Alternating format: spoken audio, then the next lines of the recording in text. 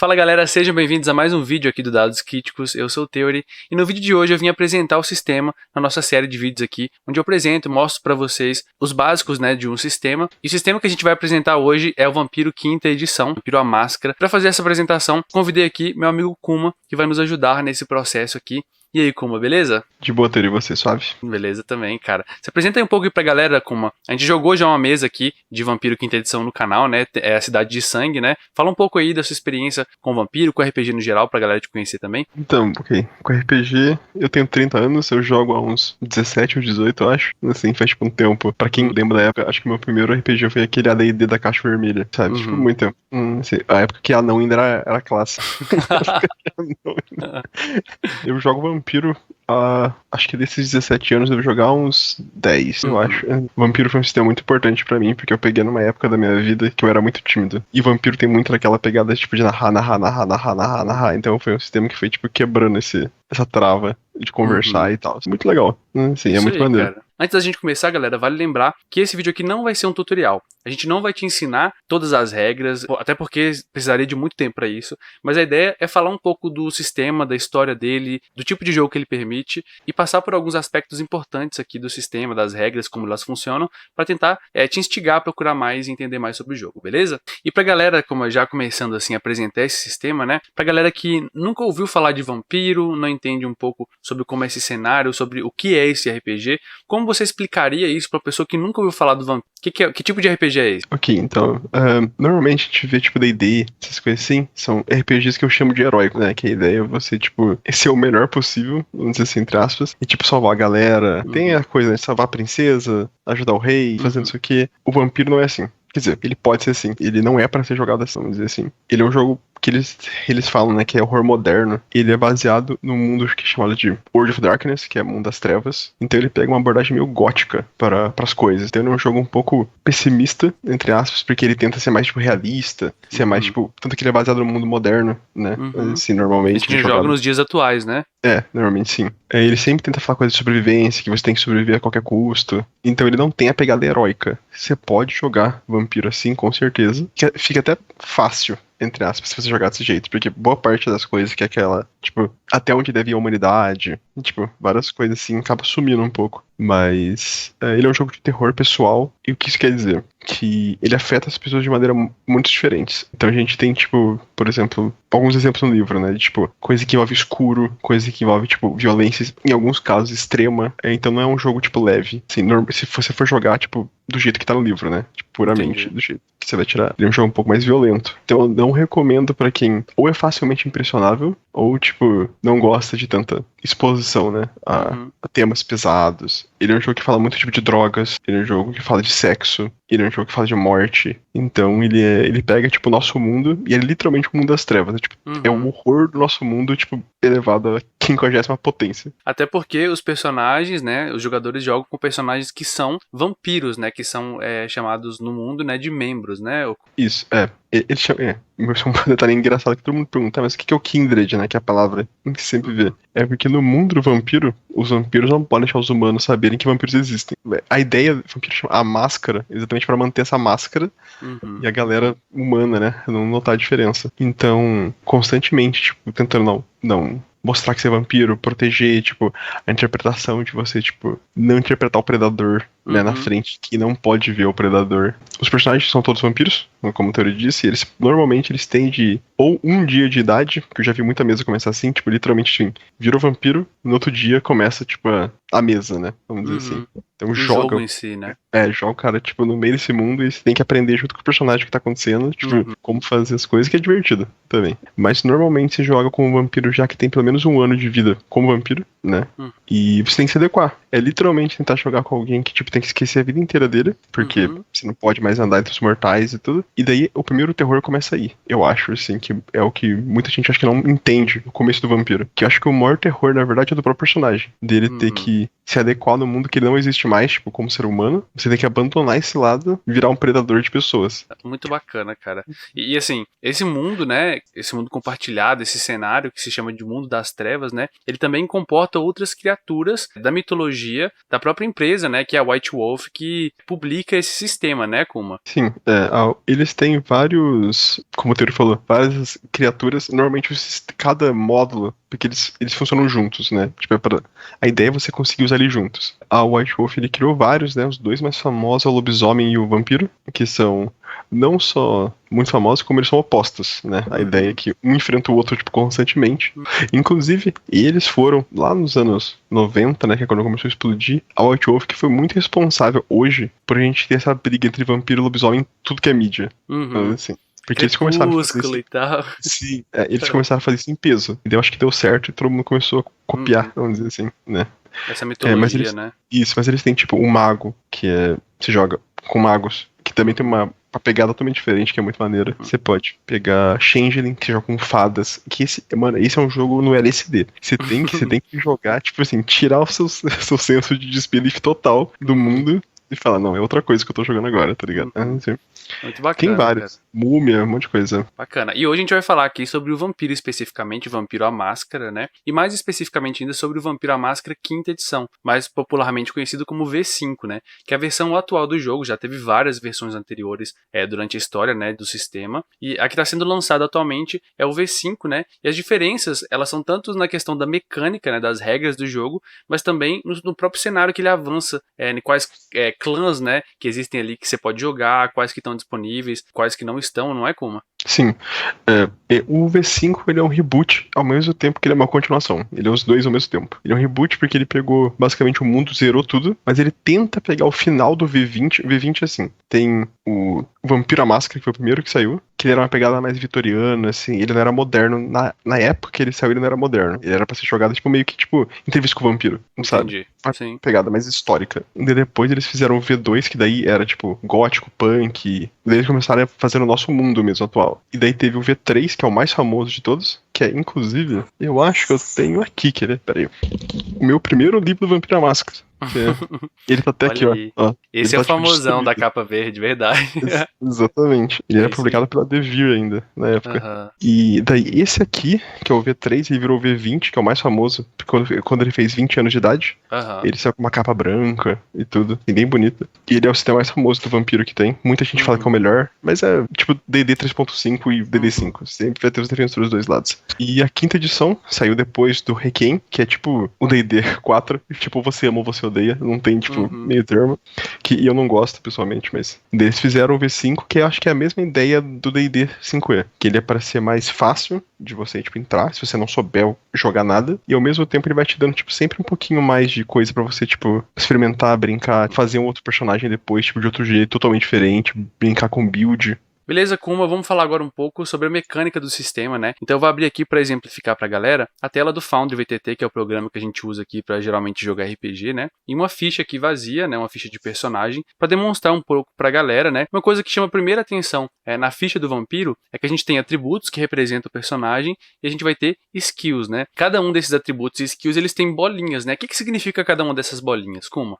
Então, diferente do D&D que a gente tem, tipo, sei lá, tipo, 12 de força, 13, assim, a gente tem essas bolinhas que eles chamam de nível de poder no vampiro, que em vez de serem um número específico, eles falam o que você consegue fazer. Só pra dar uma noção, o primeiro ponto de força, ele já é mais que um ser humano normal, porque são vampiros, né? Mas não é muita coisa também. Se eu não me engano, a descrição é da força, que você consegue levantar, tipo, 50 quilos em cima da sua cabeça.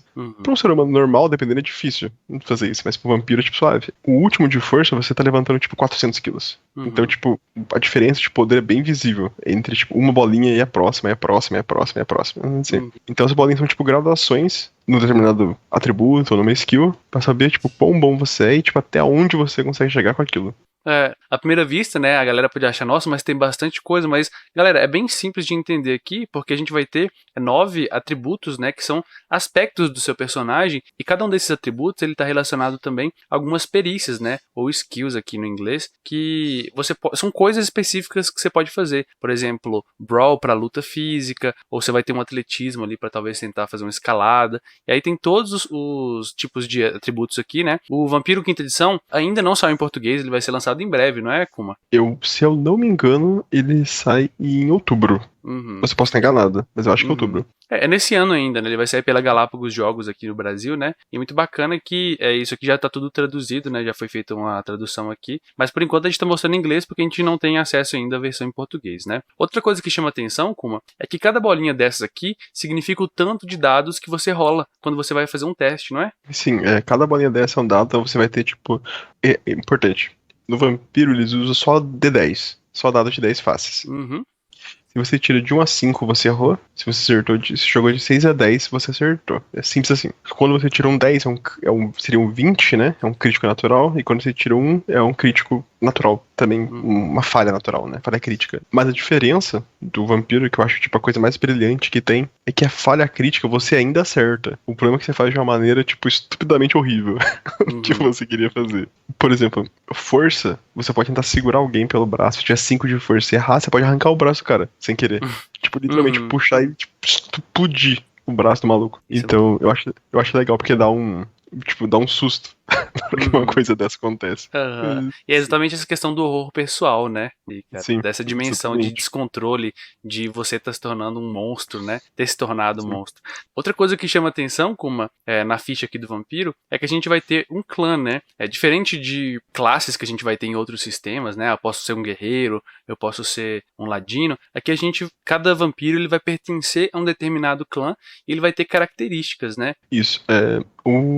Tanto o lobisomem quanto o vampiro, eles fazem no vampiro clãs e no lobisomem as tribos, né? Que são exatamente pra, tipo, diferenciar um do outro. No vampiro, normalmente até o V20, cada clã só podia fazer certas coisas. Então eles eram meio que tipo, você quer jogar um cara forte? Então você vai jogar com Bruhá. Você quer jogar com, tipo, mais mago, você vai jogar com Tremere. Você quer jogar um cara que é mais social, você vai ter que jogar com Toreador. Era legal, ao mesmo ponto que não era. Porque você forçava uma caixinha, né? Assim, que se o cara quisesse jogar daquele jeito, teria que ser ali. Assim que eles abriram. Você consegue fazer qualquer, vamos dizer assim, tipo de vampiro com qualquer clã. Claro. Os clãs funcionam melhor em certos caminhos, mas você consegue fazer, tipo, qualquer coisa e qualquer um. Originalmente, o vampiro tinha 13 clãs, que tem toda uma história que a gente pode falar depois também sobre isso, que é bem maneiro, inclusive. Mas os clãs que vêm na V5 são os 7, vamos dizer assim, mais famosos, que eu acho que é exatamente pra galera que já jogava mais tempo ter um reconhecimento, assim, tipo, entender o que tava acontecendo e tal. E os outros clãs foram sendo lentamente colocados nos módulos que eles foram colocando depois. Inclusive, todo mundo tava achando que o Tzimizi, que era um dos clãs que o povo mais queria jogar, ia vir num livro muito mais pra frente, ele veio, tipo, no PDF free. Então a White Wolf, ela lança bastante material, assim, aventuras e tal, que você pode pegar no site deles e, tipo, usar. Assim, claro, tem muito conteúdo pago também, mas eles lançam bastante coisa free também, pra manter a galera, tipo, jogando. Ativa, né? Outra coisa que chama bastante atenção aqui, cara, pra pessoa que tá vendo pela primeira vez, é que existem, né, 2 medidores, né, tanto de fome quanto de humanidade. Você explica pra gente um pouco como funciona isso? Então, a parte mais interessante, né, que a gente tá falando, é que você tá virando um monstro, tipo, lentamente. Você queira ou não, isso que tá acontecendo com o seu personagem. A fome, ela é eterna no vampiro. Tem um ditado, né? Você vai ver que se você lê o livro do vampiro, você vê que ele é narrado. Ele tem, tipo, um cara que vai falando no livro o que tá acontecendo na cidade, tipo, um monte de coisa. Sempre foi assim, sempre vai ser. Eu acho isso muito maneiro, o jeito que eles fazem o livro. E o cara fala que o vampiro é 2 coisas, ele é morte e fome. Só isso. Todo lugar que o vampiro vai levar morte, porque ele é um cadáver, então é só isso que ele consegue, né, dar pra todo mundo. E a única coisa que o vampiro sente, sempre, é fome. Sempre. Em alguns RPGs a gente tem, tipo, mana, ou tipo, slot de magia. No vampiro é tudo definido pela fome. Tanto você consegue fazer ou não. Quanto mais fome você tem, menos você se controla. E quando chega no máximo, você morre. Porque a fome já tá tão grande que seu personagem não consegue fazer mais nada. Ele literalmente, tipo, para de funcionar. Então, sempre que você vai fazer uma magia e a fome aumenta, você ainda conseguiu. Só que sempre tem aquela sensação de que você conseguiu um custo. Então o sistema fica brincando com esse negócio de, tipo, sei lá, você tá com 1 de fome, você vai pra 2, ok. Você vai pra 3, você começa a ficar meio... Você vai pra 4, mais 1, você morre. É legal que você tem que ficar, tipo, pensando se vale a pena ou não. Ficar usando Entendi. poder, né? Arriscar. E um legal que eu gostei muito da quinta edição, né, é que eles também tem sempre um dado de fome que você roda junto com as suas rolagens, que sempre tá te lembrando que você, a qualquer momento, pode perder o controle, ou você pode, justamente essa fome vir à tona, não é, Kuma? Isso, exatamente. É um medidor pra você sempre lembrar que você nunca tá, tipo, longe da besta, que é o que eles chamam, né? Tipo, que é o que faz o vampiro se alimentar. Então, é legal que fica te lembrando o tempo todo que, tipo, ela tá ali, ela tá ali. Claro, sua fome aumenta, você ganha um dado a mais, ok. Mas agora você tem, tipo, mais chance de errar também. Então, o tempo todo fica te lembrando disso. Que você tá, tipo, constantemente andando nessa direção e você fica brincando entre ir e voltar. E a humanidade é literalmente o inverso da fome. Ela é o que o seu personagem tenta se agarrar pra lembrar que ele ainda é humano lá dentro, em algum lugar. Ela serve pra muitas coisas, tipo recuperar willpower, ela serve pra recuperar vida, até dependendo de como você usar as regras. E ele também serve como um espelho pra ver como o seu personagem reage, né, com cenas tipo violência, pessoa sofrendo, se isso importa pra ele ou não. Uma coisa importante também é que quando a sua humanidade zera, você perde o personagem, porque o que você tem é um monstro. Daí você não tem mais um ser humano, né, ali dentro. Quanto mais você perde a humanidade, mais fácil é perder e mais difícil é recuperar. Então fica essa coisa de tipo, ok, eu acho que eu posso perder um ponto de humanidade aqui. Ah, acho que eu posso perder mais um. E daí quando você vê, você tá tipo se enterrando num ponto que você fala, não, tem que começar a recuperar de algum jeito. Então é maneiro porque dá aquela narrativa do próprio personagem tá olhando ele caindo, né, nesse buraco assim, e ele pensando, tipo, se vale a pena se entregar, né, nessa besta interna, ou se ele tem que, tipo, não, pisar o freio e, sei lá, tentar ser uma pessoa melhor, vamos dizer assim. Uhum. Outra coisa que é um aspecto central, eu acho que do Vampiro Quinta Edição, né, são as disciplinas, né, que já estavam presentes aí nas outras versões do sistema também, mas que aqui elas se modificaram algumas, outras melhoraram ou pioraram, né, para ficar mais equilibrado. Então, o que são essas disciplinas, Okuma? Diferente do D&D, que tem, tipo, escola de magia e tal, eles chamam de disciplina. Disciplina é basicamente um jeito que um vampiro consegue usar o sangue dele pra fazer um efeito específico. Até agora, não saiu nenhuma no livro base, né? Que basicamente não tem nos outros, muito. Então eles brincam sempre com todas as mesmas, mas sempre adicionando poder novo dentro delas, assim. O único que foi adicionado depois foi o Oblivion, que foi do La Sombra, que é bem específico. Mas tirando isso, todos os outros só foram mantendo e mudando. Elas são o animalismo, que é pra controlar animal. Então ele é uma pegada mais tipo controlar rato, controlar inseto, poder usar ele de espião. Você pode pegar auspício, que é ver aura, celeridade, que é super velocidade, dominação pra dominar a mente das pessoas. Conforme você vai lendo, se você parar pra notar, você vai ver que todos esses poderes estão em algum tipo de vampiro da cultura pop. Então você pode ver, tipo, vampiros que são muito sedutores, vampiros que são, tipo, monstros, vampiros que conseguem mudar o corpo, virar morcego, virar lobo, virar, tipo, uma nuvem de fumaça. Todos os poderes são feitos pra terem essa referência, eu acho mais fácil pros players, né, poderem olhar e falar, ok, eu sei do que é isso. O único que não tem exatamente é o Oblivion, né, que é a habilidade de controlar sombras, que a gente vê um pouquinho naquele filme Nosferatu, de 1980, que ele faz exatamente isso. Mas esse é o único que é um pouquinho mais Eldritch, vamos dizer assim. Então ele é mais incomum tipo, mesmo, né, pra galera e tal. exatamente. Ele é um pouquinho mais diferente. Então é basicamente isso, galera, como eu disse no começo. Esse vídeo aqui não é um tutorial, é mais pra passar pelos aspectos centrais aqui. Tem muitas outras coisas que no Vampiro, né, que você pode aprender, que dá pra personalizar o seu personagem, né?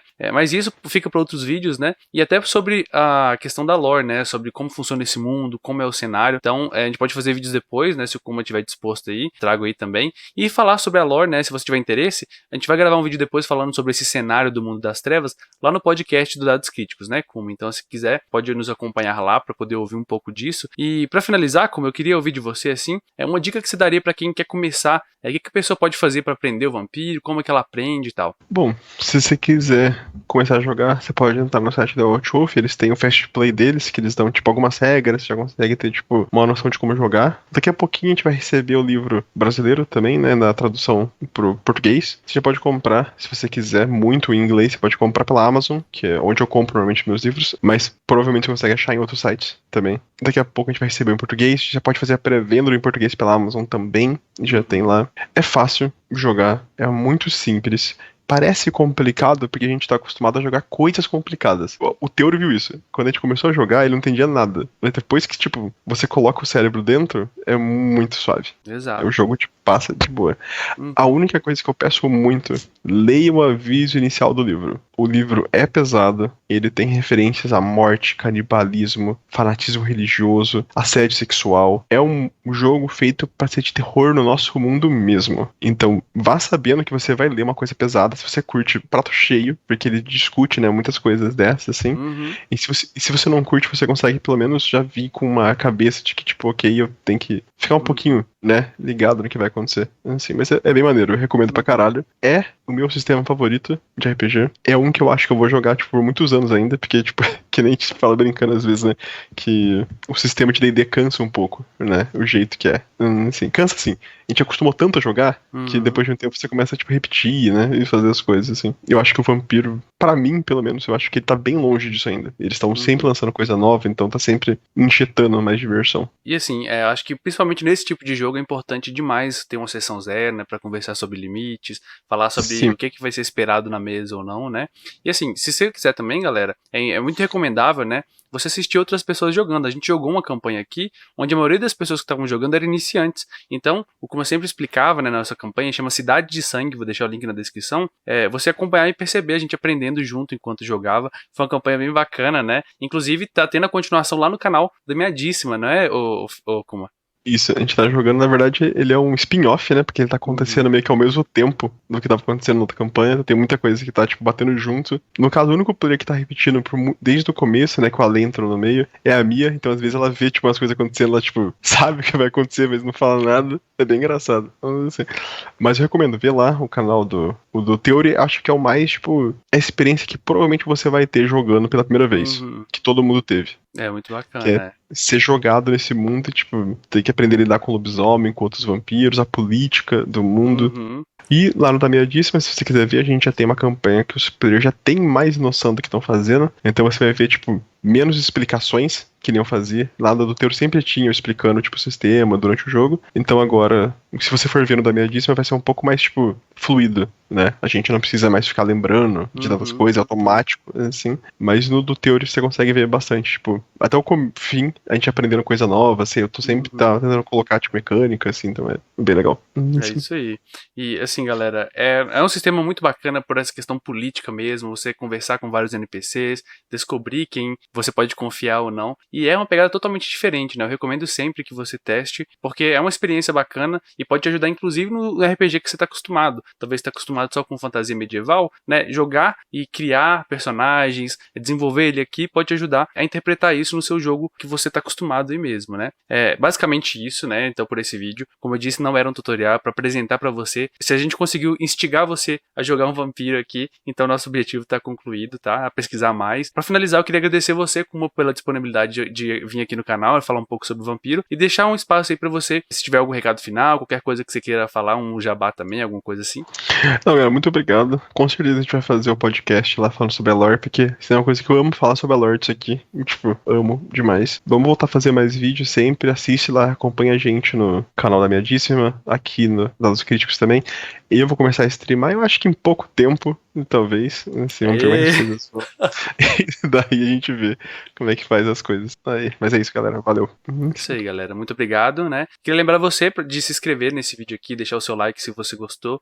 E também, a partir de R$2 você pode se tornar um membro do canal e ajudar ele a crescer cada vez mais, né? Nem o preço de um coxinho hoje em dia. E você recebe os vídeos com antecedência. Lá no Discord, né? Sempre que eu posto, eu coloco lá, né? E é isso, galera. Até o próximo vídeo aqui do Dados Críticos.